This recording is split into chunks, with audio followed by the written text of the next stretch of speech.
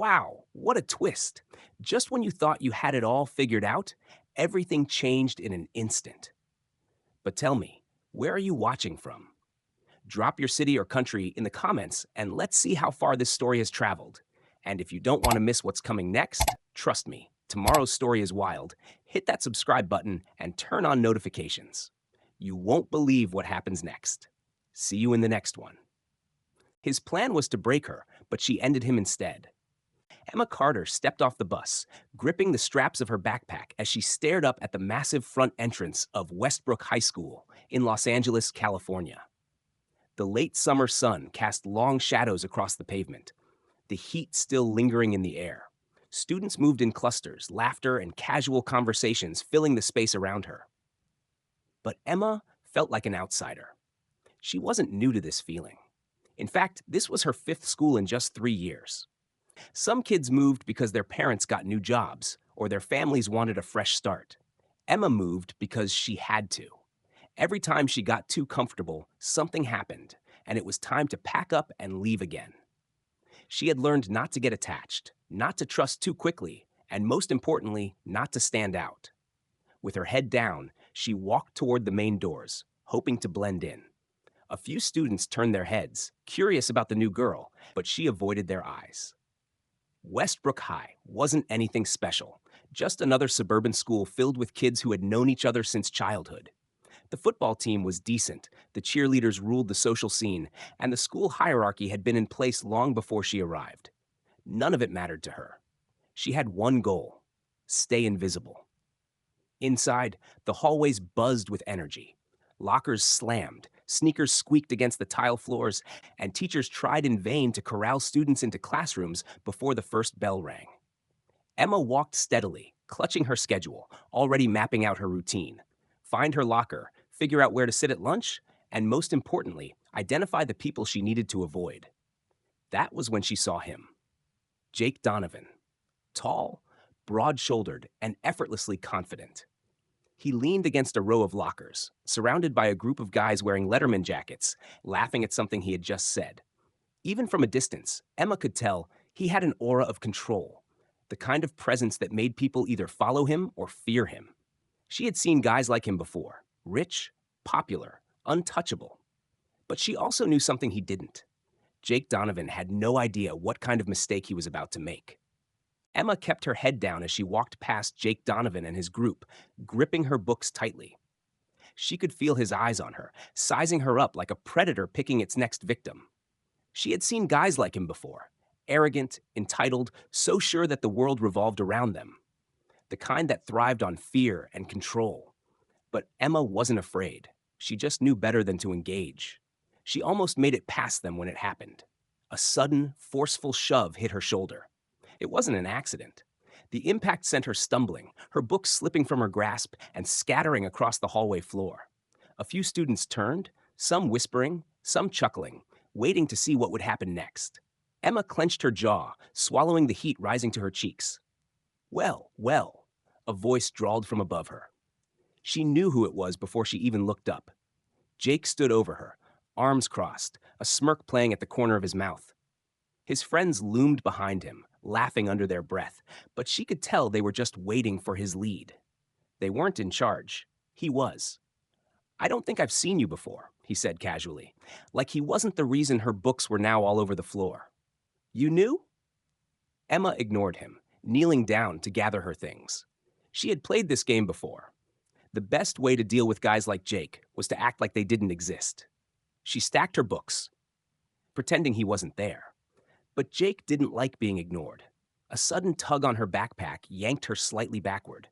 Not hard enough to hurt, but just enough to send a message. The hallway went quiet. Even the students who hadn't been paying attention before were now watching. Emma slowly stood up, turning to face him. For the first time, she met his gaze head on.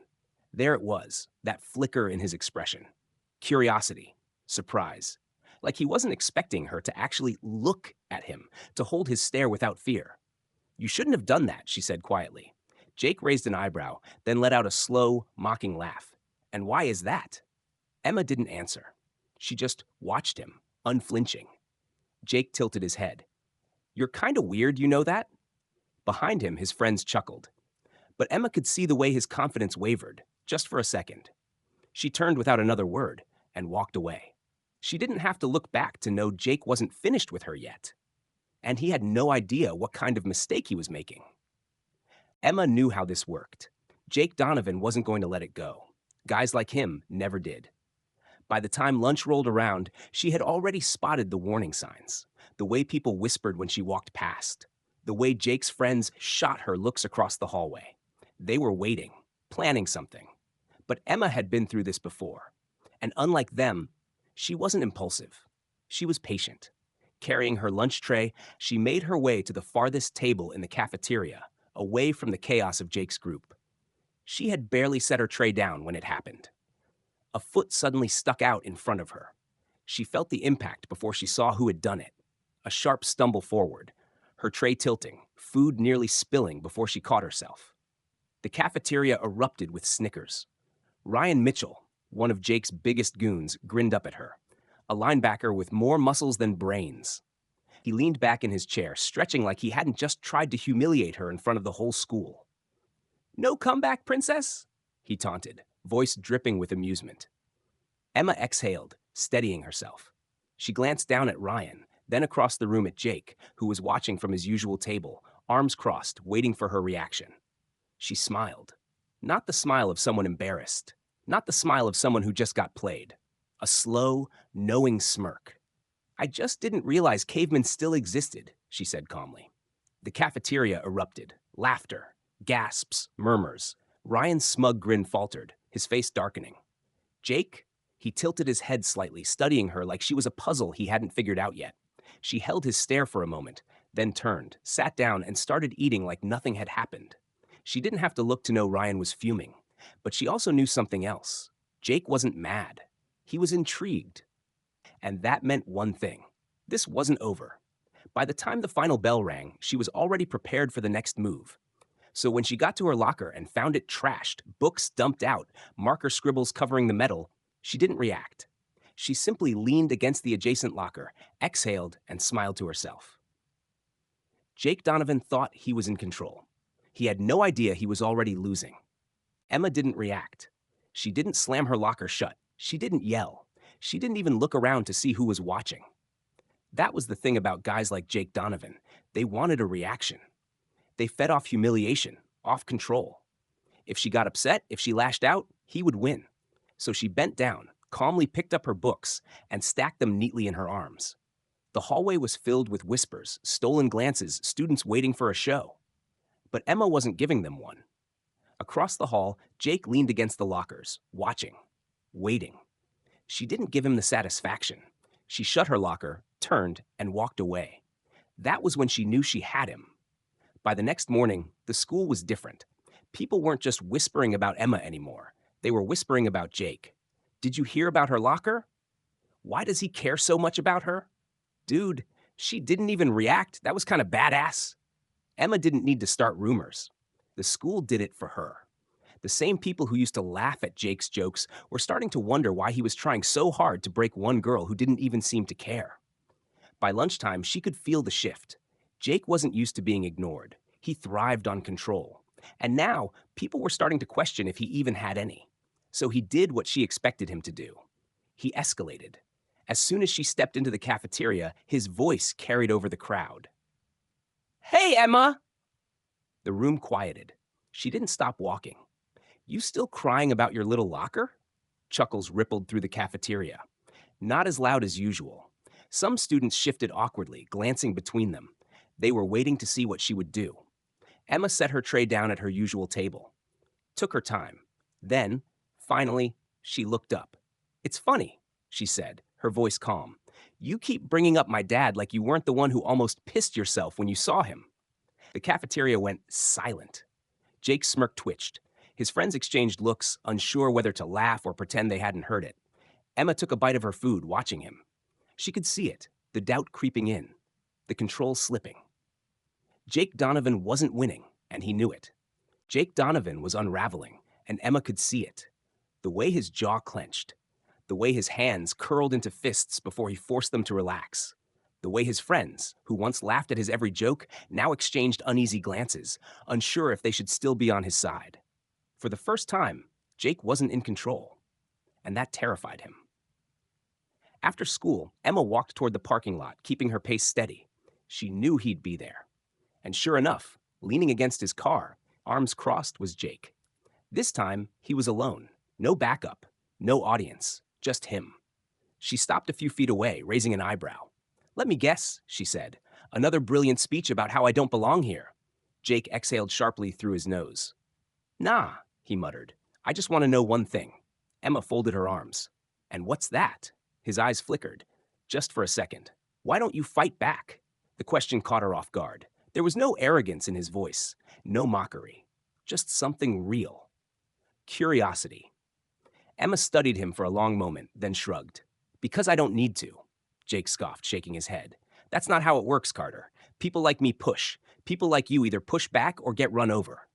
She took a step closer, her voice dropping just slightly. "Or maybe people like me wait. We let people like you keep pushing, keep making mistakes, keep proving to everyone how weak you really are. And then, when you're standing in the middle of the mess you made, we don't have to do anything. You've already destroyed yourself." Jake's entire body went rigid. He swallowed hard, his Adam's apple bobbing slightly. "You think you've got me figured out?" he asked, forcing a smirk. "You don't know a damn thing about me." Emma tilted her head. "Maybe not, but I know you're scared." His smirk vanished. "I'm not scared of you." She smiled. Not warm, not kind, just knowing. "Not of me," she said. "Of being irrelevant, of losing, of waking up one day and realizing that no one cares about you unless you're making someone else feel small. That's what really scares you, Jake." His fists clenched, but he didn't say a word. He couldn't, because she was right. Emma shook her head. "I don't need to fight you, Jake." She turned, walking away without looking back. "You're already fighting yourself." And for the first time since she met him, Jake Donovan had no comeback. What a ride. This story proves that sometimes the strongest person isn't the loudest or the most aggressive. It's the one who knows when to stay silent and let the truth do the work. But now I want to hear from you. Have you ever dealt with someone like Jake? Maybe a bully who thought they had all the power, only to watch them fall apart when they lost control? Share your experiences in the comments. Or maybe you're more like Emma, patient, observant, always one step ahead. How would you have handled a situation like this? Would you have fought back or done exactly what she did and let her enemy destroy himself? And here's a fun question. If you could have anyone show up to pick you up from school in a dream car, like Emma had, The Rock in a Dodge Challenger Hellcat, who would it be and what car would they drive? Let's get creative. Drop your thoughts below and don't forget to like and subscribe because tomorrow's story, you won't want to miss it.